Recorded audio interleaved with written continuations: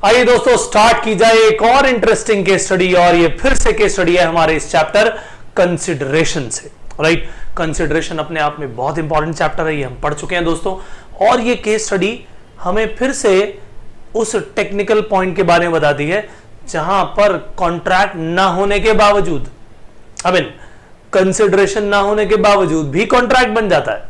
हालांकि रूल क्या है, नो कंसिडरेशन नो कॉन्ट्रैक्ट, लेकिन यहां पर कंसिडरेशन के ना होने के बावजूद भी क्या मान लिया जाएगा, एक कॉन्ट्रैक्ट मान लिया जाएगा। ये दोस्तों स्टार्ट करें अपनी एक केस स्टडी और पढ़ते हैं इसके फैक्ट्स। राइट, लिखा है A sold his house to B.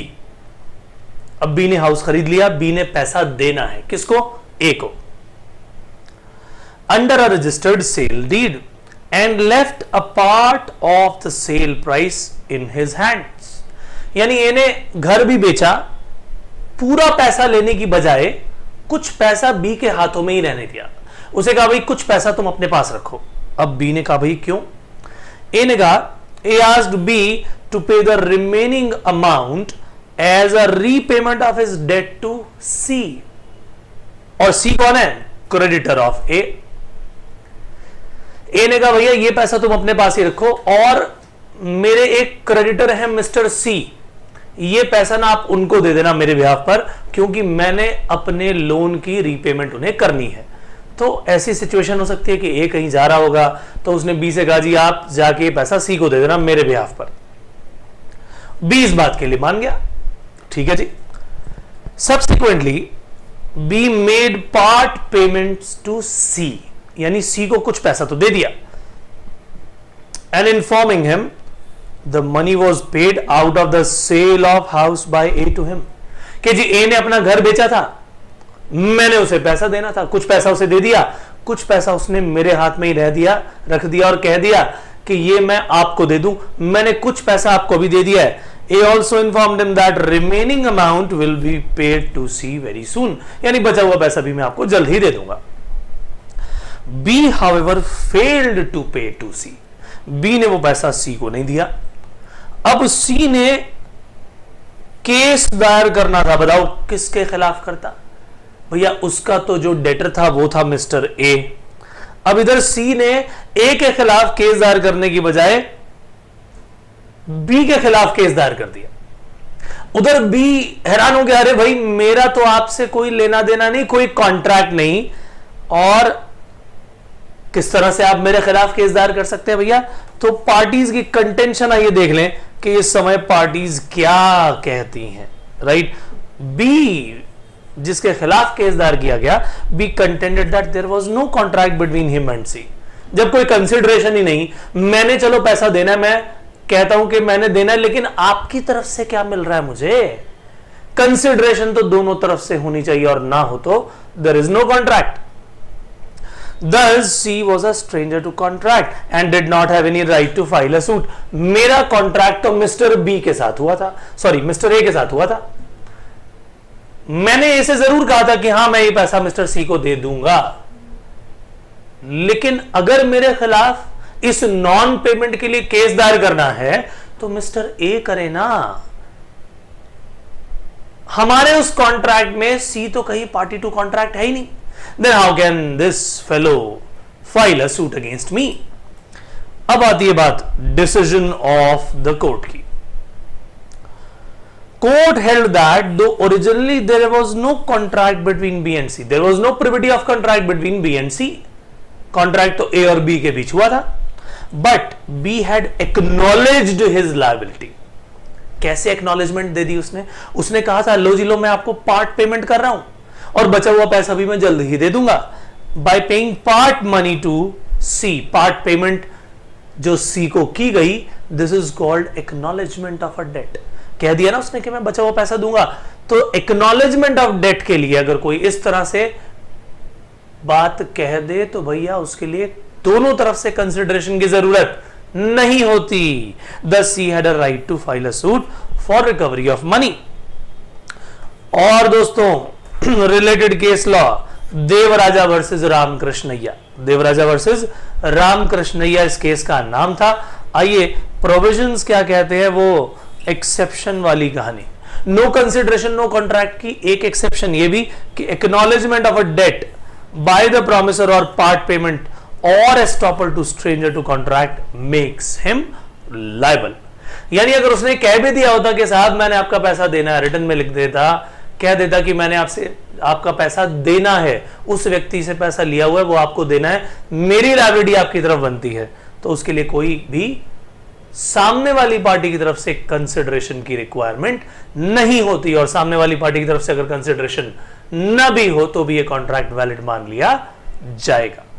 And दस द स्ट्रेंजर टू कॉन्ट्रैक्ट, हालांकि वो स्ट्रेंजर टू कॉन्ट्रैक्ट था, can maintain a suit against the promisor. यानी हमारे सामने क्वेश्चन आता है, can a stranger file a suit, stranger to contract file a suit? Yes, because there are some exceptions to the rule of privity of contract, right? So my dear friends, this case is also over. ये case study भी यहाँ खत्म होती है। हम मिलेंगे अपने अगले सेशन में फिर से कुछ नया लेकर के, तब तक के लिए कीजिए थोड़ा सा इंतजार, फिर मिलते हैं, bye bye. Hi guys, let us start our new case study. और फिर से हम लेकर हाजिर हैं आपके सामने एक नई चीज, राइट? नया केस लॉ होगा, नया डिस्कशन होगा। आइए स्टार्ट करा जाए और हम पढ़ेंगे पहले फैक्ट्स ऑफ द केस। हमेशा की तरह केस में क्या लिखा है। एक थे मिस्टर एफ और एफ ने क्या ऑफर किया है? ऑफर टू परचेज बीज हॉर्स फॉर 35 पाउंड्स। अब एफ ने ऑफर दी है बी के हॉर्स को परचेज करने की। बी को जाहिर सी बात है ये बात पता भी चली, तो एफ ने बी से क्या कहा? एक लेटर लिखी और कहा, he wrote a letter saying that if I hear no more about the horse, अगर तुमने हॉर्स के बारे में और कोई बात नहीं की, I shall consider the horse mine। यानी तुमने मेरी ऑफर एक्सेप्ट कर ली।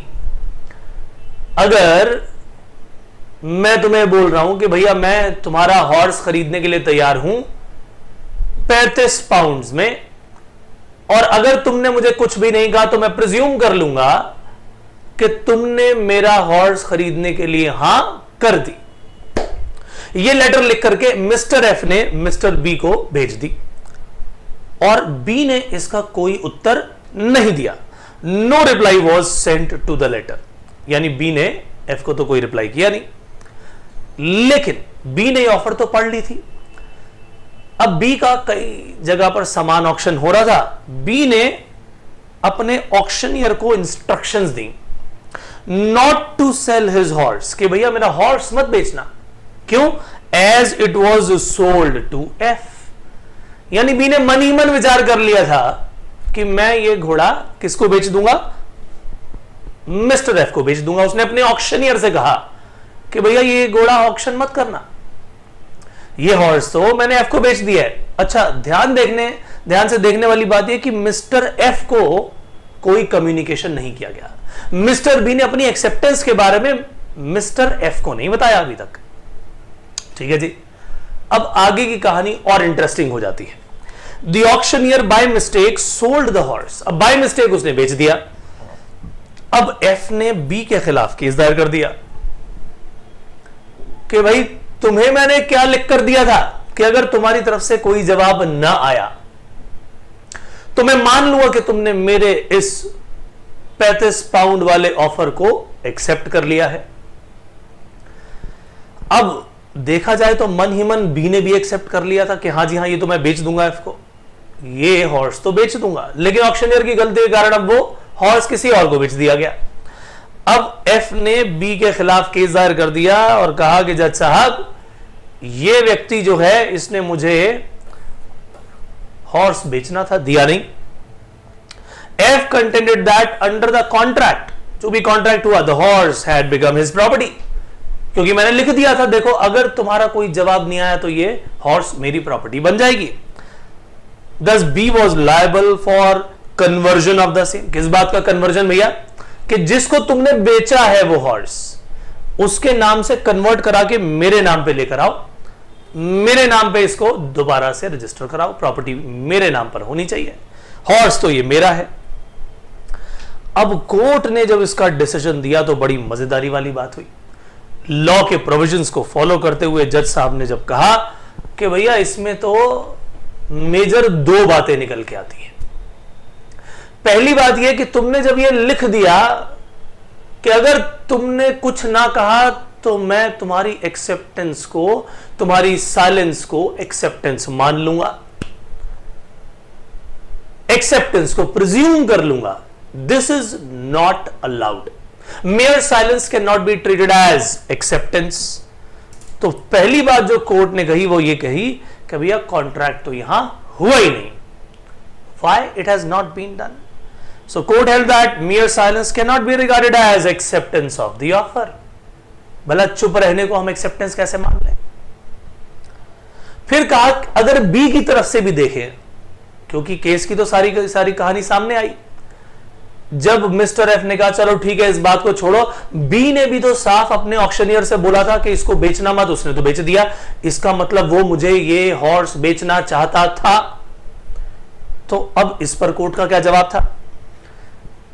कोर्ट ने कहा ठीक है उसने मन ही मन तो एक्सेप्टेंस कर ली थी, लेकिन प्रोविजंस ऑफ लॉ कहते हैं कि भैया एक्सेप्टेंस का कम्युनिकेशन होना भी बहुत जरूरी है। मगर किसे? क्या ऑक्शनियर को, क्या थर्ड पार्टी को, या फिर ऑफरर को? तो प्रोविजन ऑफ लॉ कहता है भाई कि आपको अपनी एक्सेप्टेंस को कम्युनिकेट करना पड़ेगा उस व्यक्ति को जिसकी तरफ से ऑफर आई है। सो इधर तो मिस्टर बी ने कम्युनिकेशन किया ही नहीं, तो भला कॉन्ट्रैक्ट कैसे बनेगा? So B had not communicated his acceptance to F and mental acceptance is invalid। mental acceptance कैसे मान लेंगे आप? यानी मन में सोच लिया कि हाँ हाँ मैं तो इस चीज के लिए तैयार हूं, लेकिन आपने उसे ऑफरर को कम्युनिकेट नहीं किया, तो भला ये एक्सेप्टेंस कैसे मानी जाए? इसीलिए कॉन्ट्रैक्ट भी नहीं बना।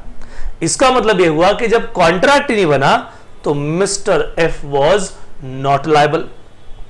उनके नाम पर ये कॉन्ट्रैक्ट, ये प्रॉपर्टी जानी नहीं चाहिए। और बहुत ही बढ़िया केस लॉ था। केस का नाम था Feldhouse versus Bindley. Right, Feldhouse versus Bindley. और प्रोविजन ऑफ लॉ जो फॉलो किए गए, आइए वो पढ़े, बहुत ही इंटरेस्टिंग बात। पहली बात, mental acceptance is no acceptance. मन में तुमने एक्सेप्ट कर लिया तो भैया वो कभी भी एक्सेप्टेंस वैलिड नहीं मानी जाती, कॉन्ट्रैक्ट नहीं बनेगा वो। दूसरी बात ये, एक्सेप्टेंस अगर कर ली है भैया तो उसे कम्युनिकेट तो करो, मगर किसे? ऑफरर को। जब तक ये काम होगा नहीं तब तक कॉन्ट्रैक्ट बनेगा नहीं। कॉन्ट्रैक्ट नहीं बना तो पार्टीज अपनी परफॉर्मेंस को करने के लिए लायबल कैसे मानी जाएगी? ठीक बात है कि नहीं? इसीलिए ये केस ऑफर और एक्सेप्टेंस के इस चैप्टर से जुड़ा हुआ था दोस्तों। बहुत ही बढ़िया केस था, फेल्डहाउस वर्सेस बिंडले। इसे जरा अच्छी तरह से पढ़ लीजिएगा। हम फिर से मिलेंगे कुछ नया लेकर के अपने अगले सेशन में, तब तक के लिए बाय बाय। दोस्तों अगली केस स्टडी पर हम चलें, और केस स्टडी डिस्कशन में ये केस स्टडी बड़ी ही इंटरेस्टिंग है। राइट, आइए स्टार्ट किया जाए इसका डिस्कशन। और हमेशा की तरह सबसे पहले इंपॉर्टेंट होते हैं उस केस स्टडी में दिए गए फैक्ट्स। सो फैक्ट्स हमारे सामने लिखे हैं दोस्तों। लिखा है, an auctioneer advertised in a newspaper that a sale of office furniture would take place on a certain date. ठीक है जी, यानी ऑक्शन की एडवर्टाइजमेंट दी है। A person got interested in the furniture and came from a distant place for the auction. कि भाई बढ़िया फर्नीचर है, चलो मैं चलता हूं। और बंदा बहुत दूर से वो कह रहा है कि मैं तो भाई इस ऑक्शन के लिए ही आया हूं। क्या देख करके? वो advertisement. With the intention to buy the furniture but the auction was cancelled. अब भैया जो डेट तुमने दी थी उस दिन ऑक्शन आपने कैंसिल कर दी। अब जो व्यक्ति इतनी दूर से आया, अपना वक्त लगाया, पैसा लगाया, और पता चला जी वो जिस काम के लिए आया था वो ऑक्शन ही कैंसिल हो गई, तो इसने उस ऑक्शनियर के अगेंस्ट केस दायर कर दिया। और क्या कह दिया कि भैया मुझे तो अब मेरा पैसा, मुझे कॉम्पनसेशन चाहिए for the loss of my time and money. So the person sued the auctioneer for his loss of time and expenses. अब ऑक्शनियर के अगेंस्ट केस दायर हो गया। अब ये व्यक्ति जो इतनी दूर से खर्चा करके आया, इसकी कंटेंशन क्या है? आइए देखें। और सामने वाली पार्टी की कंटेंशन क्या है? The contention of that person was that the advertisement was a declaration of the offer only. क्या आप अपनी ऑफर देखो डिक्लेयर ही तो कर रहे हो, एंड दैट इज वाई जो भी डिक्लेरेशन है, ये डिक्लेरेशन भी it should be equivalent to offer. अब ऑक्शनियर कह रहे जी मैंने तो केवल ये इंफॉर्मेशन दी थी कि ऑक्शन होगी, वहां पर लोग आएंगे, बोली लगाएंगे, जो सबसे ज्यादा पैसे की बोली लगाएगा हम उसी को ये सामान बेच देंगे।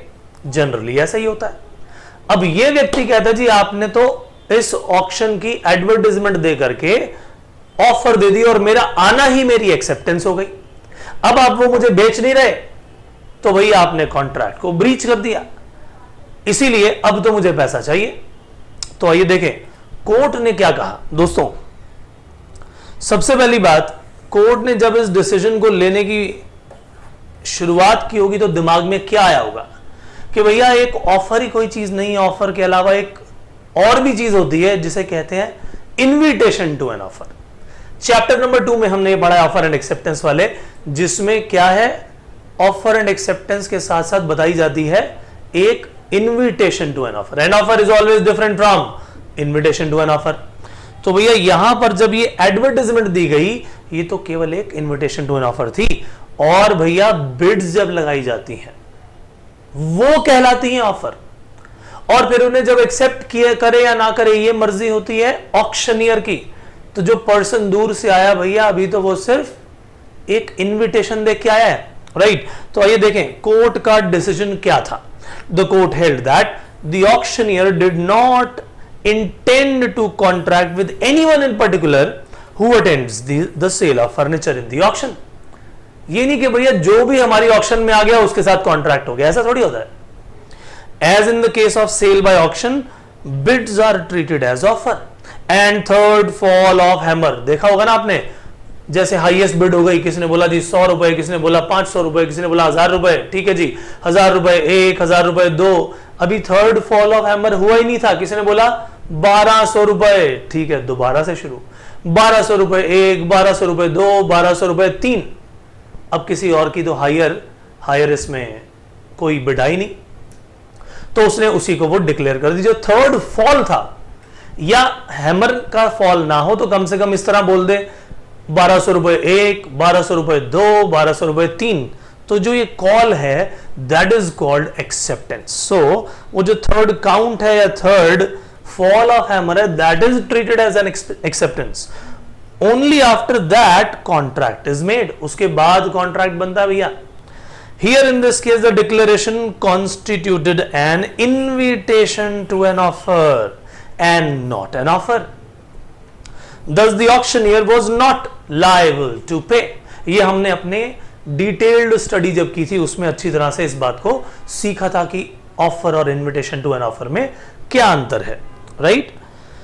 सो इसके लिए भैया ये रिलेटेड केस लॉ कौन सा है, इसका नाम है हैरिस वर्सेस निकर्सन। नाम याद रखिएगा, Harris versus Nickerson.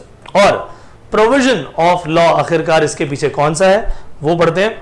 Offer is different from invitation to an offer. These are not same.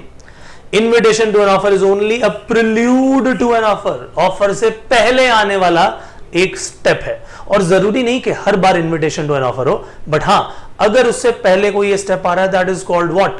That is called invitation to an offer. An acceptance can only be given to an offer and not to invitation to an offer.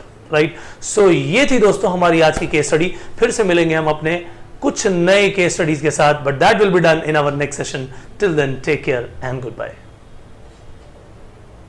चलिए दोस्तों start किया जाए अपना अगला काम, right. हम case studies कर रहे थे, केस स्टडीज के इस डिस्कशन में हम पहुंचे अपनी अगली केस स्टडीज पर, और इसके फैक्ट्स को फटाफट से पढ़ते हैं and then we will see कि ये आखिरकार कौन से टॉपिक में से दिया हुआ है। बहुत ही इंटरेस्टिंग केस स्टडी है दोस्तों, आइए स्टार्ट करें।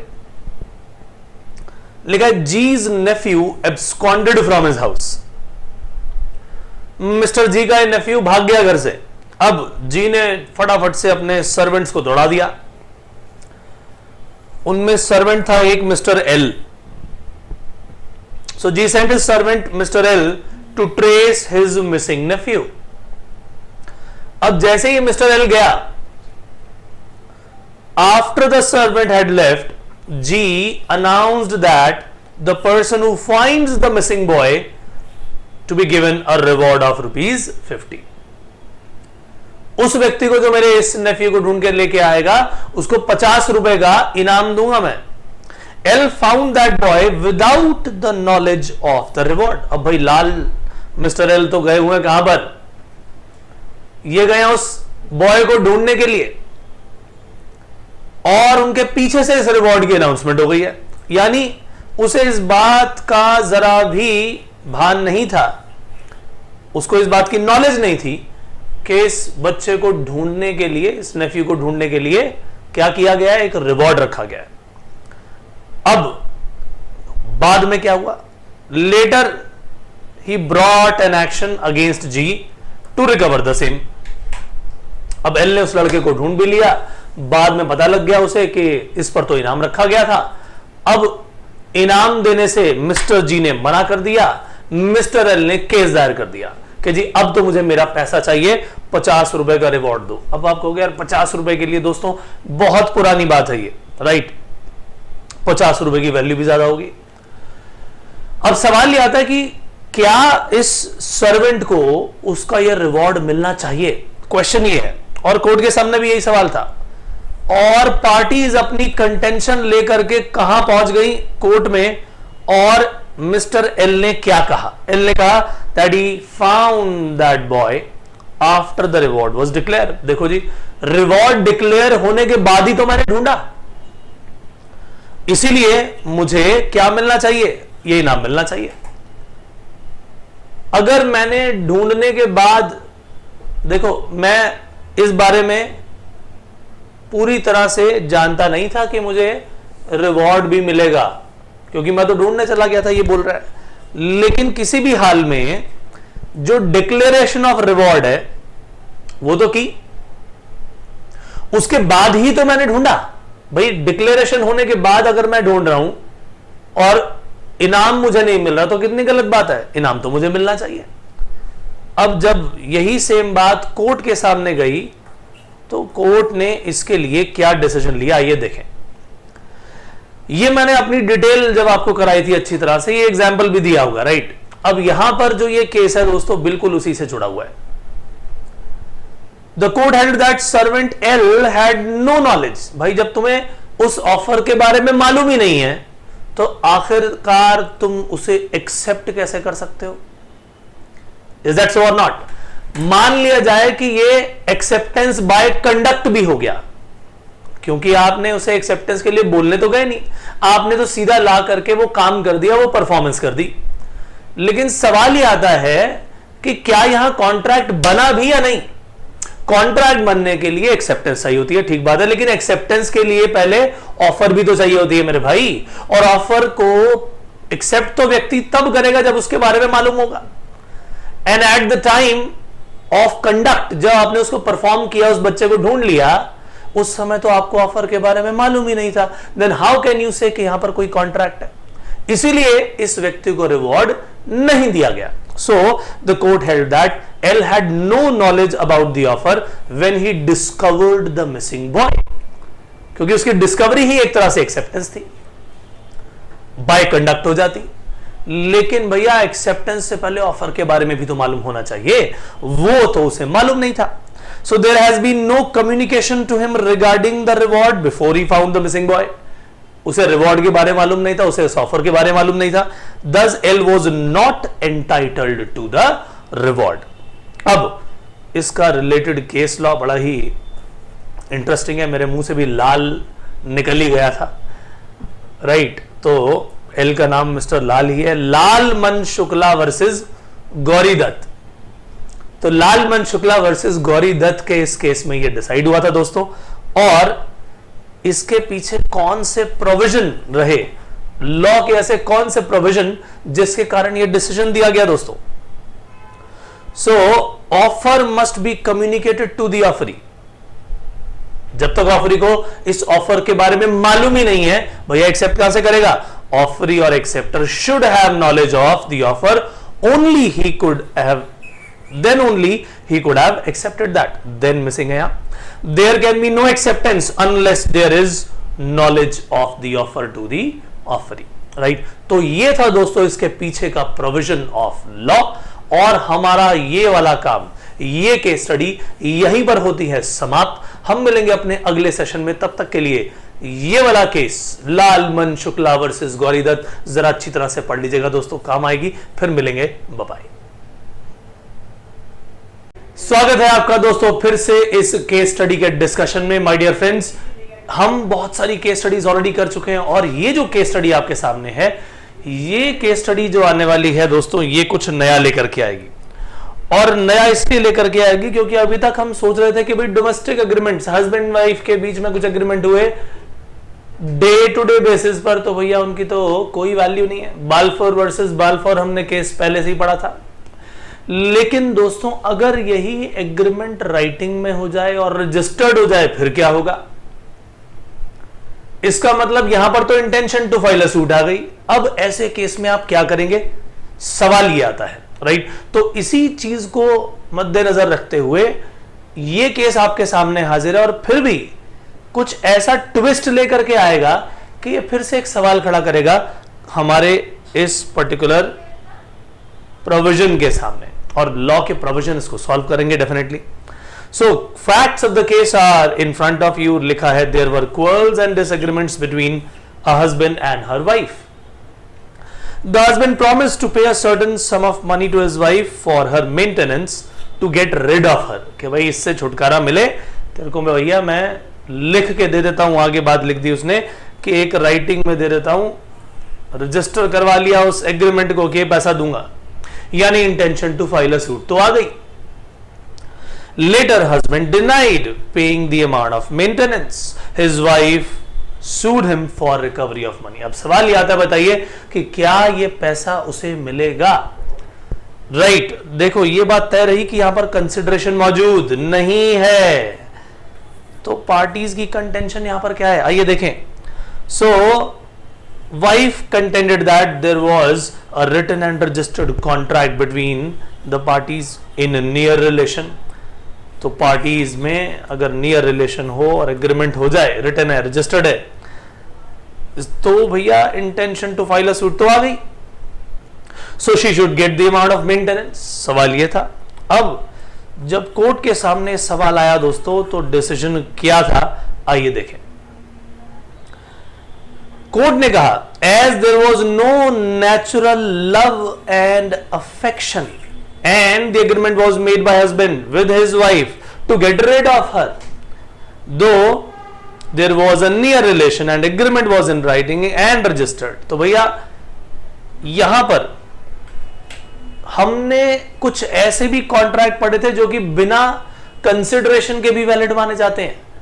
वो agreement which are done out of natural love and affection, बहुत इंपॉर्टेंट, सबसे इंपॉर्टेंट बात, वो एग्रीमेंट राइटिंग में होने चाहिए, रजिस्टर्ड होने चाहिए, और जिन पार्टीज के बीच में वो कॉन्ट्रैक्ट किया जा रहा है वो नियर रिलेशन में होने चाहिए। चार बातें थी। तो भैया नियर रिलेशन तो है ही, हस्बैंड वाइफ, रिटन में भी है, रजिस्टर्ड भी है, लेकिन सबसे बड़ी प्रॉब्लम ये थी कि यहां पर नेचुरल लव एंड अफेक्शन, ये चौथी जो रिक्वायरमेंट है दोस्तों, दिस वाज मिसिंग। इसीलिए कोर्ट ने कहा कि ऐसे पर्टिकुलर केस में कंसिडरेशन के बिना कोई कॉन्ट्रैक्ट वैलिड नहीं माना जाएगा। अगर यही agreement out of natural love and affection किया गया होता तो उसमें कंसिडरेशन की रिक्वायरमेंट नहीं होती और वो कॉन्ट्रैक्ट वैलिड माना जाता, लेकिन यहां तो डिसएग्रीमेंट्स थे, क्वार्रल्स थे, इसीलिए ये contract without consideration, this was not valid, hence wife can not enforce the contract. बहुत ही इंपॉर्टेंट क्वेश्चन था आपके सामने, ये कोर्ट ने इसका ये डिसीजन दिया, बहुत ही बढ़िया। आइए इससे रिलेटेड केस लॉ जो है वो भी समझ लें। इसका रिलेटेड केस लॉ बिल्कुल क्या था, राजलक्ष्मी देवी वर्सेस भूतनाथ मुखर्जी, राइट। तो दोस्तों इसके फैक्ट्स भी इससे मिलते जुलते ही थे, बिल्कुल ऐसा ही काम था ये।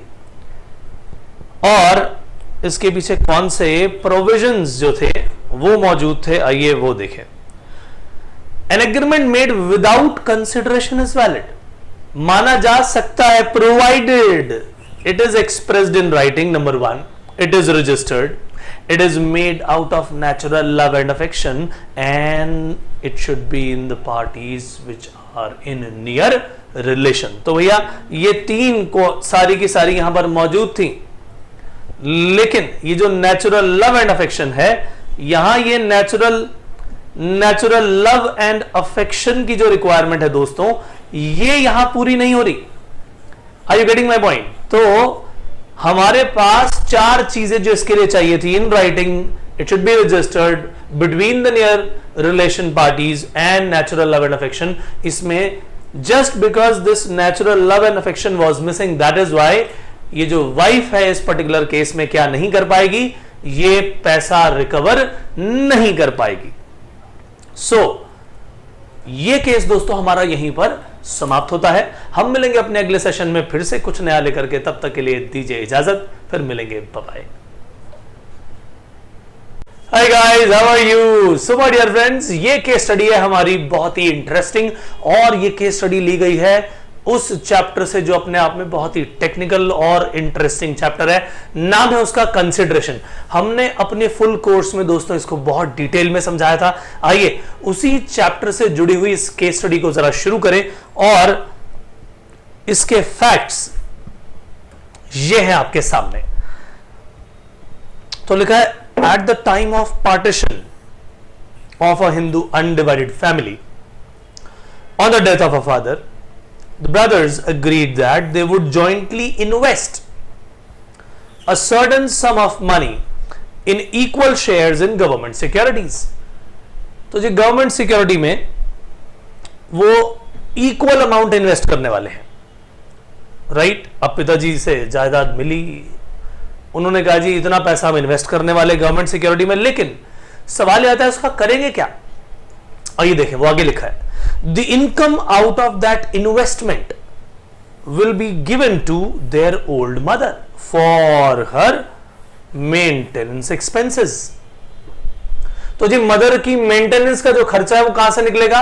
उस इन्वेस्टमेंट से अर्न किए जाने वाले इंटरेस्ट से। ओके, अब शुरू में उन्होंने पैसा दिया होगा, but later they stopped investing money. Old mother filed a suit against her sons. अब जरा सोचो भैया, केस फाइल कौन करता है? Who is a party to contract, जिसने कंसिडरेशन दी हो। और यहां पर ओल्ड मदर ने तो कोई कंसिडरेशन दी नहीं। क्वेश्चन क्या था? Old mother filed a suit against her sons for the investment in government securities and give the income to her, कि भैया लाओ मेरा पैसा मुझे मिलना चाहिए, मेंटेनेंस का पैसा मेरे पास तो इनकम से ही आता था, वो इनकम जनरेट होती थी इन्वेस्टमेंट से, मेरे बच्चों ने ये पैसा जमा करना कर दिया है बंद, तो अब मुझे वो पैसा चाहिए। जज साहब के सामने ये आ गया केस। पार्टीज जो हैं उनकी कंटेंशन यहां पर क्या है दोस्तों, आइए देखें। Sons contended that their mother was not a party to contract. Contract तो हम दोनों भाइयों के बीच में हुआ था, thus she cannot ask her two sons to invest and pay her income out of that investment। हाँ, हम दोनों भाई चाहें तो अगर एक भाई ने इन्वेस्ट नहीं किया तो दूसरा भाई उसके अगेंस्ट केस फाइल कर सकता है, लेकिन मदर कैसे केस फाइल करेगी? उन्होंने तो कोई कॉन्ट्रैक्ट हमारे साथ किया नहीं है, या हमने उनके साथ कोई डायरेक्ट कॉन्ट्रैक्ट तो किया नहीं। कोर्ट का डिसीजन आया बड़ा मजेदार। कोर्ट ने कहा बच्चों ठीक है, बातें तो तुम सही करते हो, लेकिन तुमने लॉ ढंग से पढ़ा नहीं है, और नहीं पढ़ा तो इसका मतलब यह नहीं कि वो तुम पर अप्लाई नहीं होता। Court held that in case of partition और अदर फैमिली अरेंजमेंट्स, याद कर लीजिए, very very important part is coming up, for the maintenance expenses of a female member gives that female member actual beneficiary right।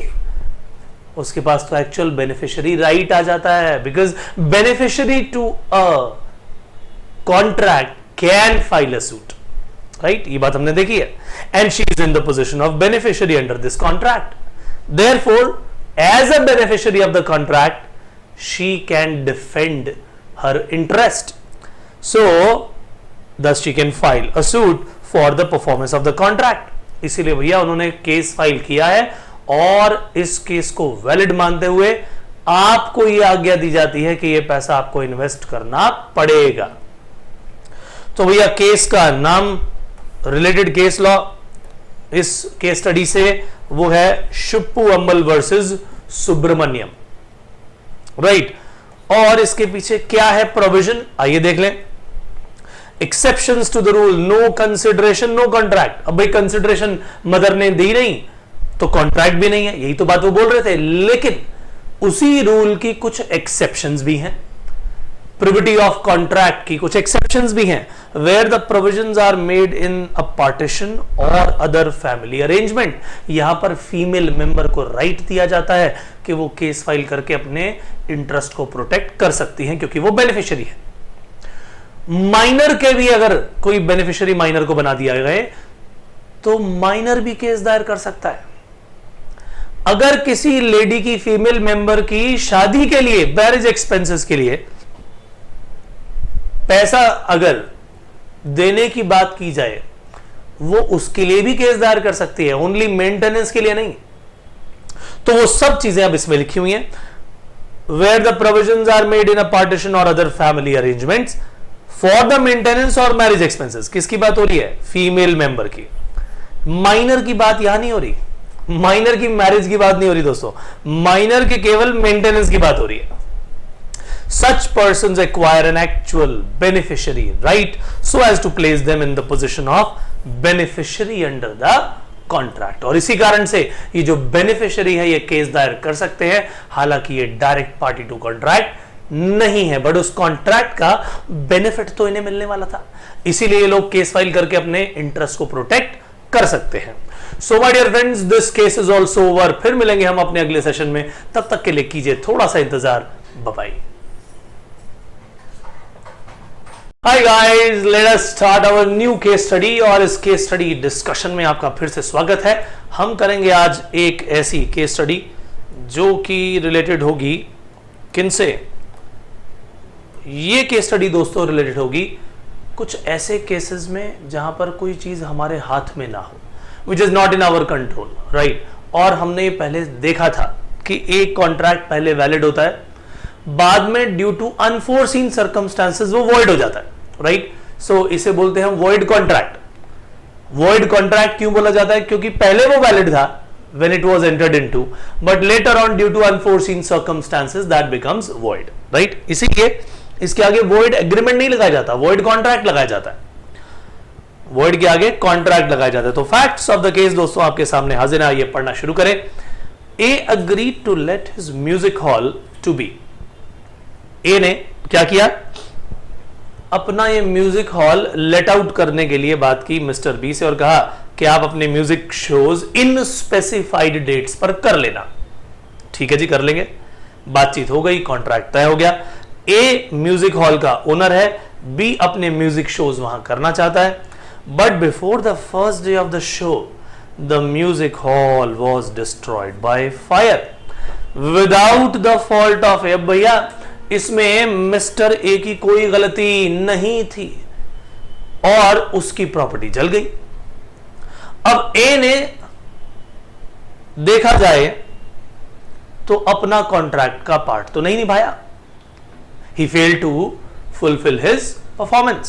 सो क्या लिखा है आगे? As A had failed to accomplish his promise mister B sued A for compensation. कि जी मैं तो आपसे compensation लूंगा, मेरे म्यूजिक शोज की टिकट सारी बिक गई थी, मेरा बहुत बड़ा नुकसान हुआ और मुझे रिफंड करने पड़े केवल आपके कारण, क्योंकि आपने मुझे म्यूजिक हॉल नहीं दिया। अब वो कहता है भाई ये भी मेरे कंट्रोल में थोड़ी था, जब मेरी प्रॉपर्टी जली गई तो मैं करूं क्या? सो यहां पार्टीज की कंटेंशन क्या थी? मिस्टर बी कहते हैं भैया तो मेरी भी कौन सी गलती थी? ठीक बात है कि नहीं, मेरा तो बहुत बड़ा नुकसान हो गया, यहां पर आपने अपना कॉन्ट्रैक्ट नहीं निभाया, अब तो मुझे कॉम्पनसेशन चाहिए। So B contended that he suffered damages due to inability to perform his music shows. Because of what? Because of destruction of music hall. तो मेरा तो बड़ा नुकसान हो गया भाई, अब मैं तो पैसा लूंगा आपसे। अब कोर्ट का डिसीजन क्या आया दोस्तों, आइए उसे देखा जाए। कोर्ट ने कहा भैया इसमें तो किसी भी कॉन्ट्रैक्ट में एक इंप्लाइड कंडीशन होती है जो कि लिखी नहीं हुई, फिर भी कॉन्ट्रैक्ट में वो क्या मानी जाती है? प्रेजेंट मानी जाती है।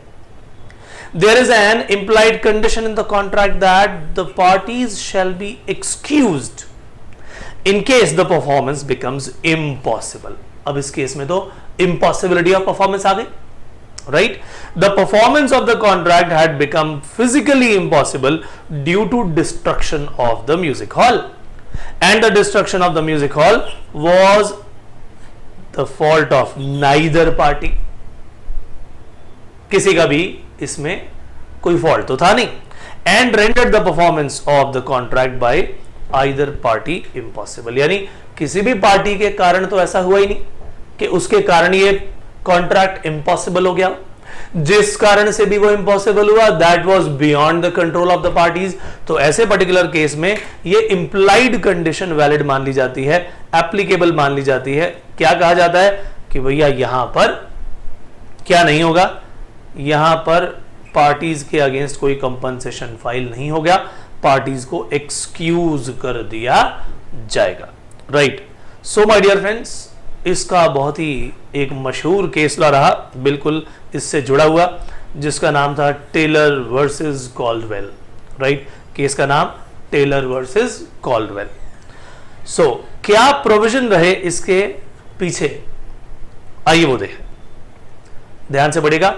When the duties and contractual obligations of one or more parties cannot be fulfilled, चाहे एक पार्टी या एक से ज्यादा पार्टी के, किन सर्कमस्टांसेस में? नॉर्मल सर्कमस्टांसेस में तो उन्हें फॉलो नहीं किया जा सकता, तो कॉमन लॉ ऑफ इम्पॉसिबिलिटी जो है दैट इज फॉलोड। अब ये कॉमन लॉ ऑफ इम्पॉसिबिलिटी क्या है भाई?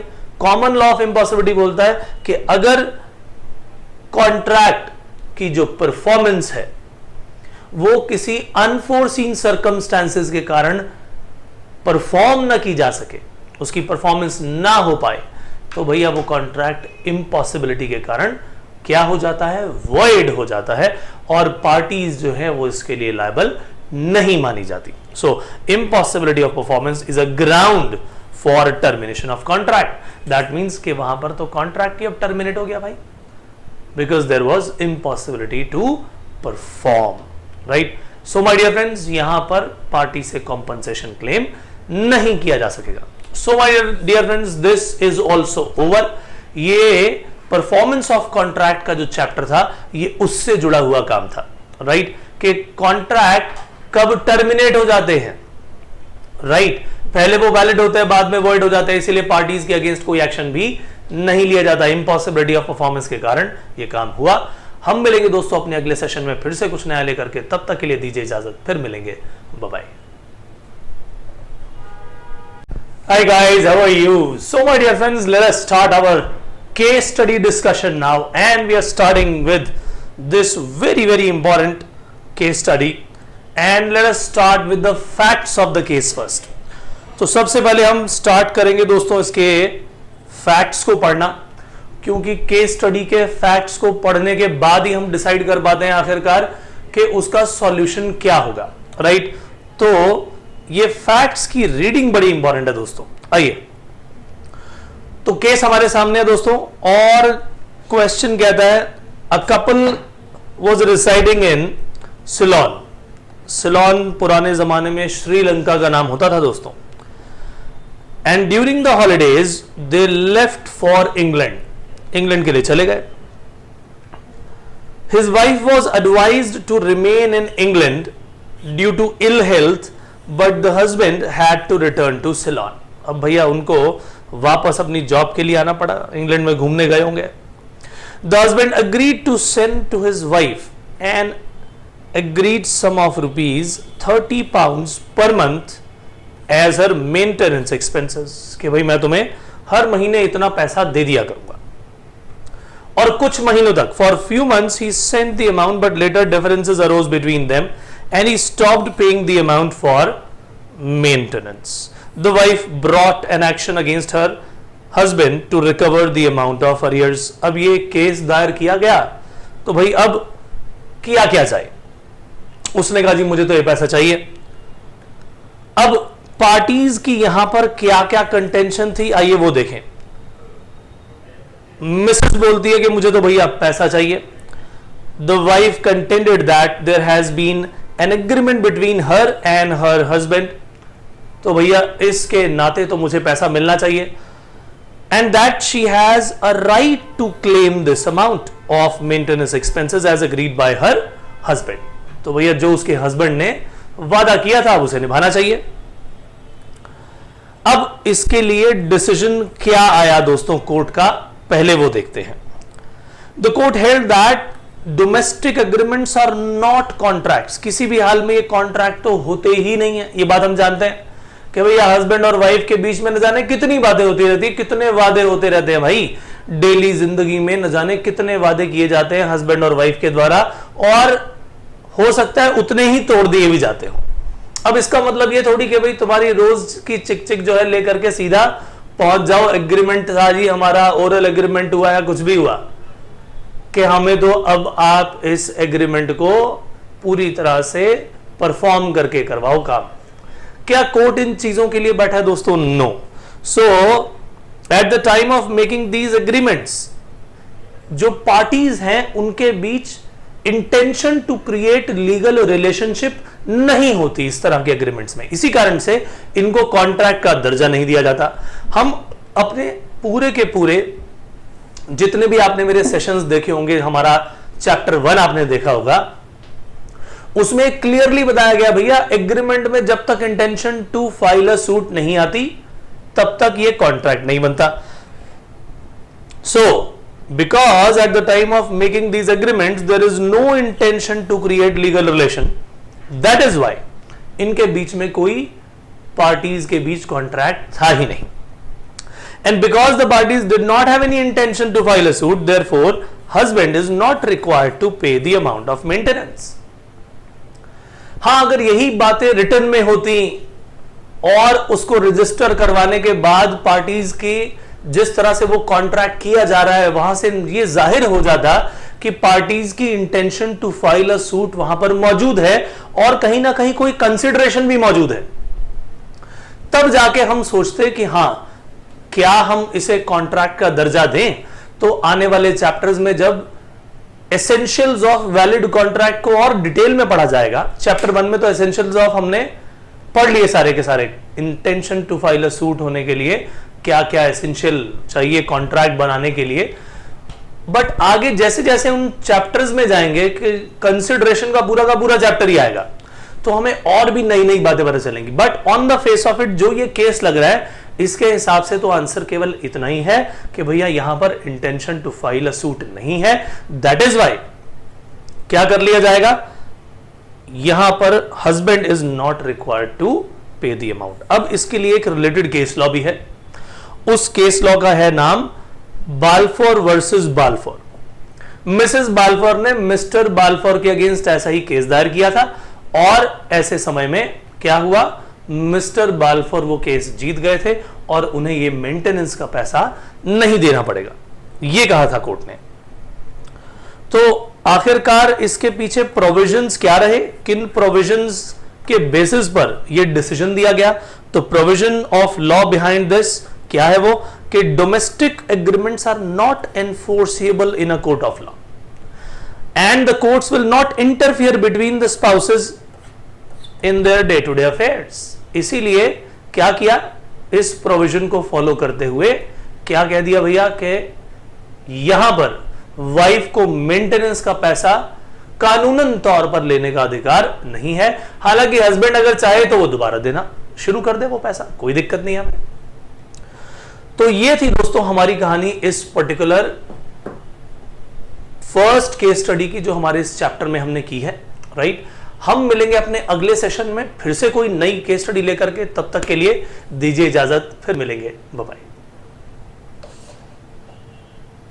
चलिए दोस्तों स्टार्ट किया जाए अपना अगला काम। केस स्टडीज हम कर रहे हैं और केस स्टडी डिस्कशन में फिर से कुछ नए फैक्ट्स लेकर के इस केस के हम आपके सामने हाजिर हैं। आइए पढ़े, बहुत ही बढ़िया केस ये भी। फैक्ट्स कहते हैं A received summon for appearance before a trial court for giving evidences which would have helped B in his case. तो भाई कोर्ट ने बुला लिया मिस्टर ए को, क्या हो जी आओ, आपको पेश होना है और आपसे पूछताछ की जाएगी, वहां पर एविडेंस आपसे लिए जाएंगे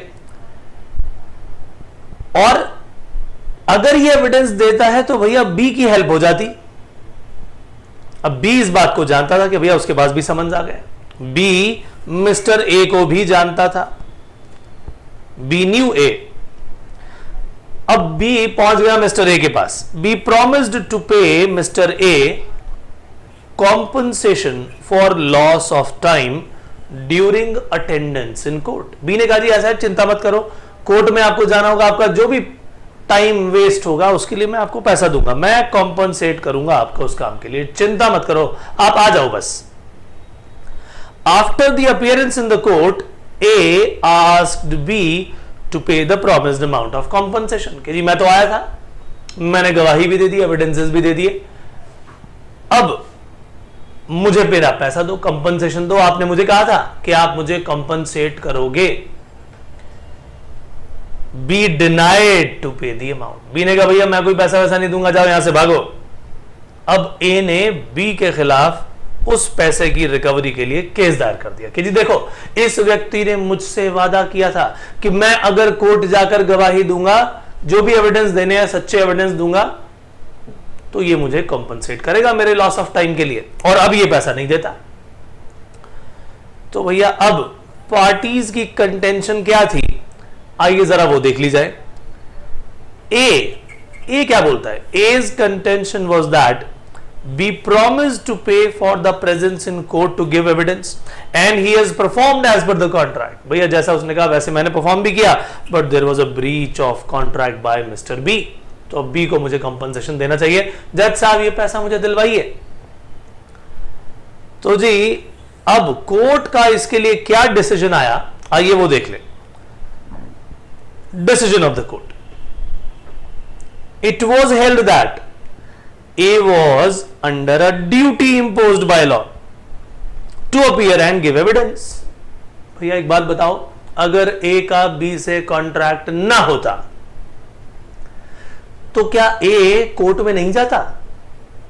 ए के नाम के तो समन्स आ गए थे भैया, कोर्ट ने बुलावा भेज दिया था कि तुम्हें यहां पेश होना है, तो उसके ऊपर तो एक लॉ के द्वारा ड्यूटी इंपोज कर दी गई थी, किसी भी हाल में उसे जाना ही था।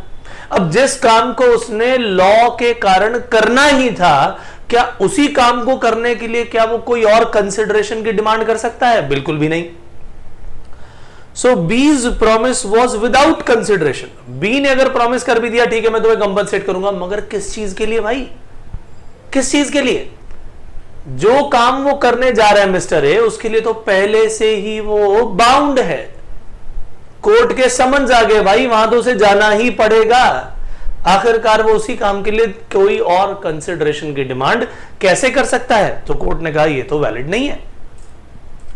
Thus the contract between A and B was not valid and thus B was not liable to pay the amount of compensation, right? So ये थी कहानी दोस्तों, और बिल्कुल इसी से जुड़ा एक केस लॉ भी है, रिलेटेड केस लॉ, और उसका नाम है Collins versus Godfrey. Right, Collins versus Godfrey बहुत ही मशहूर केस हुआ था ये।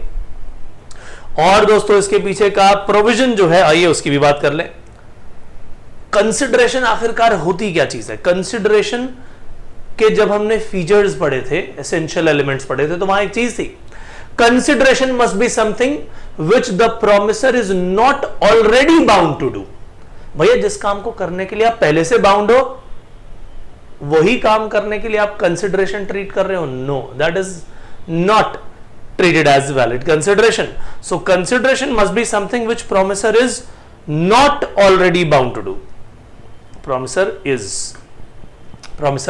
not already bound to do. It should not be under pre-existing legal or contractual obligation. अच्छा, इस केस में तो क्या था, एक लीगल ऑब्लिगेशन आ गया था। लेकिन अगर आपका पहले से मान लो कॉन्ट्रैक्ट भी है, कॉन्ट्रैक्चुअल ऑब्लिगेशन भी है, तो भी उसी सेम काम को करने के लिए आप किसी और से कंसिडरेशन नहीं ले सकते, राइट? सेम काम के लिए दो लोगों से कंसिडरेशन लेना, it is not correct. Any performance of public duty by public servant is not a valid consideration. भैया तुम सरकारी नौकर हो, पब्लिक सर्वेंट हो, तुम्हें उस काम के लिए सरकार पहले से पैसा देती है, लेकिन अगर तुम उसी काम को करने के लिए किसी प्राइवेट व्यक्ति से पैसा ले लेते हो कि हाँ जी मैं आपका ये काम करूंगा, अरे भाई उसके लिए कंसिडरेशन डिमांड कर रहे हो आप, ये क्या तरीका हुआ? ये काम करने के लिए तो आप ऑलरेडी लायबल हो, तो उस काम के लिए अगर आप कोई कंसिडरेशन डिमांड करते हैं, दैट इज नॉट करेक्ट, और इसी कारण से यहां वैलिड कॉन्ट्रैक्ट नहीं बनता। सो ऑल इन ऑल यहां पर बी लायबल क्यों नहीं था? Because mister A was legally bound to appear before the court due to the summons issued to him by the court, right? इसलिए उसके लिए वो कोई कंसिडरेशन की डिमांड नहीं कर सकता था। बहुत ही बढ़िया केस था ये, Collins versus Godfrey. So my dear friends, इसे अच्छी तरह पढ़िएगा, समझिएगा, और जहां जरूरत पड़े इसे रेफर करके इसको कोट करिएगा। हम मिलेंगे अपने अगले सेशन में फिर से नया लेकर के कुछ, तब तक के लिए इजाजत दीजिए, bye bye. Hi guys, let us start our new case study now। और ये केस लॉ डिस्कशन बहुत ही इंपॉर्टेंट रहेगा दोस्तों, जी हाँ। और इंपॉर्टेंट क्यों रहेगा? सवाल ये आता है क्योंकि इसके फैक्ट्स बड़े इंटरेस्टिंग है दोस्तों। और हमने वॉइड कॉन्ट्रैक्ट की बातें जैसे हमने पहले पढ़ी थी, वो कॉन्ट्रैक्ट जब किए जाते हैं तो थे वैलिड, बाद में हो गए वो void due to unforeseen and uncontrollable circumstances. Uncontrollable circumstances, unforeseen circumstances के कारण ये कॉन्ट्रैक्ट वॉइड हो गए दोस्तों। सो उससे जुड़ा हुआ ये केस है दोस्तों, आइए देखें। इसके कारण परफॉर्मेंस ना हो पाए तो क्या किया जाता है? पार्टी को एक्सक्यूज कर दिया जाता है। This is what is decided in this case. So H was the owner of a farm in which he grew potatoes. He contracted to sell some quantities of potatoes to Mr. C. Subsequently, the crop of potatoes was destroyed by a crop disease. H could not supply the contracted quantity of potatoes to C. अब भैया contract किया था कि मैं आपको potatoes दूंगा, लेकिन वो फसल खराब हो गई। अब H ये चीज सप्लाई नहीं कर पाया। C ने अब उसके अगेंस्ट केस दायर कर दिया। सो C sued Mr. H for what? For recovery of damages, right? incurred to do non-fulfillment of promise। तो भैया फुलफिलमेंट ऑफ प्रॉमिस नहीं की, इसीलिए क्या कर दिया गया? केस दायर कर दिया गया। पार्टीज की कंटेंशन इसमें क्या थी, आइए देख लें। सी का कहना यह था कि भाई कॉन्ट्रैक्ट जो था वो तो पोटैटोज की कल्टीवेशन से पहले किया गया था, और अगर वो पहले किया गया था तो सामने वाली पार्टी की जिम्मेदारी बनती है कि वो इसे कल्टीवेट करके मुझे पोटैटोज दे और इस कॉन्ट्रैक्ट की पूर्ति करे, अपनी परफॉर्मेंस निभाए। इसीलिए सी का कहना था that H is liable to compensate and his liability can not be curtailed on any ground. ठीक है जी। अब सवाल ये आया कि भाई अब डिसीजन क्या लिया जाए, तो कोर्ट का डिसीजन था कि परफॉर्मेंस ऑफ द कॉन्ट्रैक्ट इस केस में इम्पॉसिबल हो गई है। The court held that the performance of the contract became impossible, और अगर वो काम इम्पॉसिबल ही हो गया तो भैया ऐसे केस में परफॉर्मेंस ऑफ कॉन्ट्रैक्ट को एक्सक्यूज कर दिया जाता है, specially when it was out of control of H. तो भैया एच की गलती तो है नहीं, ना सी की गलती ना एच की गलती। Thus here time of entering into a contract does not matter. क्यों मैटर नहीं करता भाई? कि तुमने कॉन्ट्रैक्ट जब किया उस समय ये पोटैटोज उगाए तो थे नहीं, उनको कल्टीवेट करने से पहले ही कॉन्ट्रैक्ट हो गया था ये, तो चाहे ये पहले किया गया, इससे किसी भी अनफोर्सीन सर्कमस्टांसेस को अवॉइड तो नहीं किया जा सकता, राइट? इसीलिए ये मैटर नहीं करता कि आपने वो कॉन्ट्रैक्ट पहले किया था, because it was not due to fault of H. हां, अगर एच की कोई गलती होती उस केस में एच को लायबल ठहराया जाता। The court held that the contract became void. पहले तो वैलिड था, later on it became void, and hence H was not liable. Very very important. So इसके लिए बहुत ही मशहूर केस लॉ जिसका नाम हावेल वर्सेस कूपलैंड, ये था इस केस लॉ का नाम दोस्तों, राइट, जो कि इससे रिलेटेड है, इस पूरे के पूरे फैक्ट्स ऑफ द केस से जो हमारे पास केस स्टडी आई है. और कौन से प्रोविजंस को फॉलो किया गया आइए देख लें. Contract which is valid at the time of making it but after entering and before the date of performance it becomes impossible to perform. अब जब उस परफॉर्मेंस की डेट आने से पहले ही इम्पॉसिबल हो गया, वो भी किन कारणों से, due to uncontrollable circumstances and without any fault of the parties, then it becomes a void contract. और वॉइड कॉन्ट्रैक्ट में पार्टीज कंपनसेशन के लिए लायबल नहीं होती. Hence parties are not liable for the compensation. तो ये है कहानी इसकी, इस पर्टिकुलर केस के पीछे. इन्हीं के बेसिस पर कोर्ट ने ये डिसीजन दिया कि इसमें कल्टीवेटर जो है ये लायबल नहीं माना जाएगा, right. So performance of the contract को एक्सक्यूज किया गया इसमें भी. और दोस्तों ये केस स्टडी हमारी यहीं पर होती है समाप्त. हम मिलेंगे अपने अगले सेशन में फिर से कुछ नया लेकर के, तब तक के लिए bye bye. Hello my dear friends, how are you? So my dear friends, let us start our new case study. हम अपना केस स्टडी डिस्कशन कर रहे हैं और हमारे सामने फिर से एक नई केस स्टडी है और इसके फैक्ट्स आइए पढ़ लें. लिखा गया है, There was a contract for supply of goods by Mr. A to B. यानी A ने गुड्स को सप्लाई करना था किसे, मिस्टर बी को. ठीक है जी. मिस्टर बी को उन्होंने गुड्स सप्लाई कर भी दिए. क्या लिखा है, mister A supplied the goods as per the contract but mister B made default in making payment. B ने पैसा नहीं दिया. Later mister B made an offer in writing to mister A to pay certain amount in full and final settlement of dues. कि भैया आपका total इतना बनता है, पहले मैंने आपका पैसा पे नहीं किया, चलो फुल एंड फाइनल सेटलमेंट इतने में हो गई. फॉर एग्जाम्पल 1 लाख रुपया देना है, मैं तो आपको जी 80,000 रुपया दूंगा, बोलो डन. और उसमें से एक पार्ट पेमेंट अभी कर रहा हूं. तो जब ये हमने कभी पहले सीखा अकाउंट्स में, तो ये तो डिस्काउंट कहलाता है और सामने वाली पार्टी अगर एग्री हो जाए तो कॉन्ट्रैक्ट बन जाता है इसका. अब यहां पर सिचुएशन ये आ गई कि मिस्टर ए ने उस समय तो पार्ट पेमेंट एक्सेप्ट कर ली कि ठीक है जी कुछ पैसा अभी ले लेता हूं, बाकी आप बाद में दे देना. लेकिन बाद में मिस्टर ए ने फुल मनी डिमांड कर लिया और बी ने डिनाई कर दिया, जी मैं तो नहीं पे करता, हमारी और आपकी बात हुई थी कि हम तो फुल सेटलमेंट कर रहे हैं इतने कम अमाउंट में.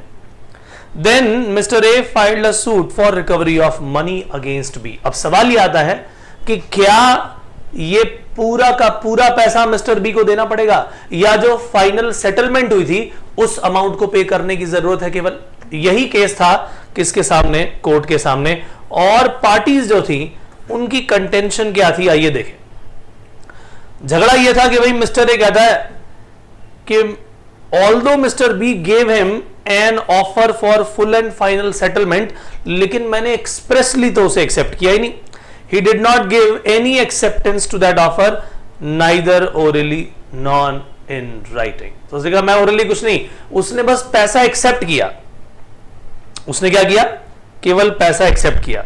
तो ध्यान से देखा जाए तो यहां पर केवल क्या हुआ है, at that time mister A accepted part of the amount. उसने खुद कुछ नहीं बोला, ठीक है जी okay I am ready for this. उसने सीधा बोला पहले मिस्टर बी ने कि मैं फुल सेटलमेंट में इतना पे करूंगा और मिस्टर ए ने उसे कुछ पैसा एक्सेप्ट कर लिया. ठीक है जी. अब बाद में अगर वो पूरा पैसा मांगेगा तो देखते हैं कि आखिरकार कोर्ट इसमें क्या डिसीजन देता है. It was shown by the conduct of the parties that mister A had impliedly accepted that offer. क्योंकि जो पार्ट पेमेंट उसने रिसीव की, समझ लेना यही क्या है, यही एक्सेप्टेंस है.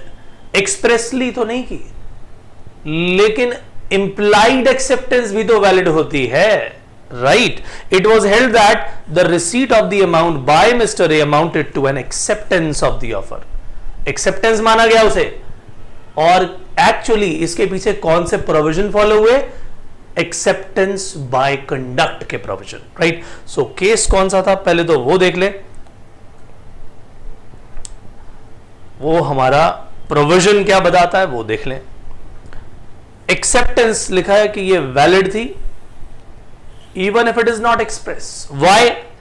भैया acceptance by conduct is also treated as valid acceptance. Thus, implied acceptance to an offer makes a valid contract. इसीलिए क्या हुआ? इस कॉन्ट्रैक्ट को वैलिड माना गया क्योंकि ये फाइनल सेटलमेंट का कॉन्ट्रैक्ट था। भले सामने वाले व्यक्ति ने एक्सप्रेसली इस पर्टिकुलर चीज के लिए हां नहीं की, लेकिन उसने जब पार्ट पेमेंट ले ली तो समझ लीजिए कि यही क्या बन गई?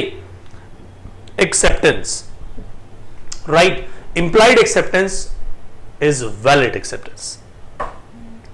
That is why it made a valid contract. So my dear friends, ये हमारी ऑफर एंड एक्सेप्टेंस से जुड़े हुए चैप्टर की केस स्टडी थी। ये भी हमारी यहां फिनिश होती है। हम मिलेंगे अपने अगले सेशन में फिर से कुछ नई केस स्टडी लेकर के। तब तक के लिए इजाजत दीजिए, बाय बाय। चलिए दोस्तों, स्टार्ट किया जाए अपना अगला काम, राइट। केस स्टडी का डिस्कशन चल रहा था और इस केस स्टडी में हमारी बहुत ही इंपॉर्टेंट केस स्टडी सामने आती है। आइए जरा सबसे पहले इसके फैक्ट्स को पढ़ लिया जाए और फिर डिसाइड करेंगे आगे क्या करना है। तो केस क्या कहता है आइए देखें। फैक्ट्स लिखे गए कि भाई एक कंपनी है कार्बोलिक स्मोक बॉल कंपनी, ठीक है जी।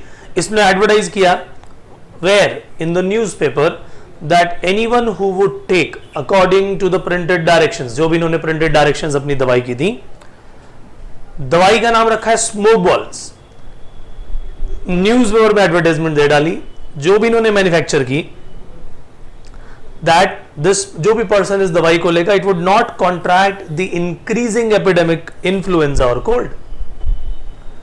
तो जी आप हमारी दवाई को खाओ, बस किसी भी तरह का इन्फ्लुएंजा और कोल्ड आपको नहीं होने वाला। और इस बात के लिए उन्होंने एक रिवॉर्ड रख डाला। रिवॉर्ड कैसा भाई? इनाम कैसा? अ reward of 100 pounds was offered by the company to anyone who contracted influenza और कोल्ड। कि भैया हमारी दवाई खा करके अगर आपको इन्फ्लुएंजा या कोल्ड हो गया तो आपको 100 पाउंड का हम रिवॉर्ड देंगे। शर्त क्या है कि भाई आपने हमारी स्मोक बॉल्स, जो दवाई का नाम रखा इन्होंने, इसको यूज किया जब, that must be according to the printed directions. तो भैया हमारी जो प्रिंटेड डायरेक्शंस दी गई हैं उनके हिसाब से ही आपको यूज करना पड़ेगा, ठीक है जी। Now one missus Carlill used the smoke balls as directed, जैसा कहा गया वैसे वैसे उन्होंने इस पूरी दवाई का यूज किया, दवाई को कंज्यूम किया। But she subsequently suffered from influenza. अब भाई जैसे जैसे उन्होंने प्रिंटेड डायरेक्शंस में बताया गया था वैसे वैसे मिसेस कार्लिल ने इसका इस्तेमाल किया और फिर भी उसे इन्फ्लुएंजा हो गया। She filed a suit for recovery of 100 pounds from the company. Case दायर कर दिया गया कि अब तो मुझे 100 पाउंड का रिवॉर्ड चाहिए। क्यों चाहिए भाई? आपके द्वारा बताई गई प्रिंटेड डायरेक्शंस को तो मैंने फॉलो किया, और जब ये सारा काम करने के बावजूद भी ये हुआ कि भाई मैं इन्फ्लुएंजा से पीड़ित हो गई, तो अब तो मुझे रिवॉर्ड मिलना चाहिए। This is what Mrs Carlill is saying. लेकिन दूसरी तरफ पार्टीज की कंटेंशन अगर हम देखें और हम देखें कि कंपनी इस बारे में क्या कहती है, आइए देखें। On behalf of the company, it was contended that the acceptance has to be given to an offer to make a valid contract. भाई ऑफर हमने दी, मान ली बात, लेकिन एक्सेप्टेंस भी तो आनी चाहिए। मिसेस कार्लिल ने तो हमें तो कोई भी एक्सेप्टेंस नहीं दी, and missus Carlill did not communicate her acceptance to the company. हमें तो बताया नहीं, तो हम भला कैसे कैसे इस कॉन्ट्रैक्ट को वैलिड माने? ऑफर तो हमने दे दी, मान ली ये बात, लेकिन मिसेस कार्लिल ने एक्सेप्टेंस तो हमें कम्युनिकेट ही नहीं की। Also the offer was not made to Mrs Carlill in particular. और खाली हमने मिसेस कार्लिल को ऑफर थोड़ी दी थी, हमने तो जनरल ऑफर दी थी, और यही बड़े पकड़े भी गए। तो कंपनी कहती थी हम तो रिवॉर्ड देने के लिए लायबल ही नहीं है। अब बारी आई कोर्ट के सोचने की। कोर्ट ने जब अपना डिसीजन दिया मेरे दोस्त, बहुत ही बढ़िया चीज बताई कि ये तो एक जनरल ऑफर है। कोर्ट ने क्या कहा कि भाई ये तो एक जनरल ऑफर है, और जब भी जनरल ऑफर दी जाती है that is given to public at large. अब जिस व्यक्ति ने भी उसे सुना, क्या हर व्यक्ति जाके दवाई खरीदने से पहले कंपनी को इन्फॉर्म करेगा कि हाँ जी हाँ हम आपकी दवाई खरीद रहे हैं और खरीदने के बाद कंज्यूम कर रहे हैं? कंज्यूम भी आपके द्वारा बताई गई इन डायरेक्शंस के अकॉर्डिंगली कर रहे हैं। क्या ये बार बार जाके बातें बतानी पड़ेंगी दोस्तों? तो इसका जब डिसीजन दिया कोर्ट ने तो क्या कहा? Court held that offers could be made to public at large, और आपने तो ये जनरल ऑफर दी है। The performance of the conditions in the offer is sufficient. General offer में अगर आप उस ऑफर को एक्सेप्ट करते हैं तो बस आपने उस ऑफर की कंडीशंस को परफॉर्म कर दिया, इतना ही बहुत है। इट इज इनफ दैट कि एक्सेप्टेंस हो गई। कम्युनिकेट करने की जरूरत नहीं होती, it need not be communicated. Mrs Carlill was entitled to receive 100 pound from the company. तो जब ये डिसीजन आया तो साफ बात तय हो गई कि भाई जनरल ऑफर दी गई है, पब्लिक एट लार्ज को दी गई है, और जो भी व्यक्ति उस ऑफर को एक्सेप्ट कर रहा है उसे केवल और केवल उन कंडीशंस को फॉलो करना है जिन कंडीशंस को फॉलो करने के लिए कंपनी ने उसे कहा था। और अगर ऐसा किया तो ऐसे समय में हम ये वैलिड एक्सेप्टेंस मान लेंगे, राइट? तो ये था दोस्तों डिसीजन ऑफ द कोर्ट। और जो इसका रिलेटेड केस लो है उसका नाम क्या है? नाम तो उसमें पर्टिकुलर केस में ही लिखा था, Mrs Carlill versus carbolic smoke ball company. अब इसके पीछे आखिरकार लॉ के ऐसे कौन से प्रोविजंस थे जो काम कर रहे थे, आइए उन्हें भी पढ़ लिया जाए। तो in general offer which is made to public at large, acceptance need not be communicated by the acceptor. It is enough that conditions to the offer are fulfilled by the acceptor. तो दोस्तों हमने offer and acceptance के chapter में types of offer के बारे में पढ़ा, ठीक बात है कि नहीं? और उसमें हमने specific offer, general offer, counter offer, ये सब बात इस तरह की हमने सारी ऑफर्स पढ़ी थी। उनमें से जो जनरल ऑफर है ये केस पर्टिकुलरली उसी पॉइंट को हाईलाइट करता है, right? So my dear friends, ये केस स्टडी हमारी यहीं पर समाप्त होती है। हम फिर से मिलेंगे अपने अगले केस स्टडी को लेकर के, तब तक के लिए दीजिए इजाजत, फिर मिलेंगे, बाय बाय।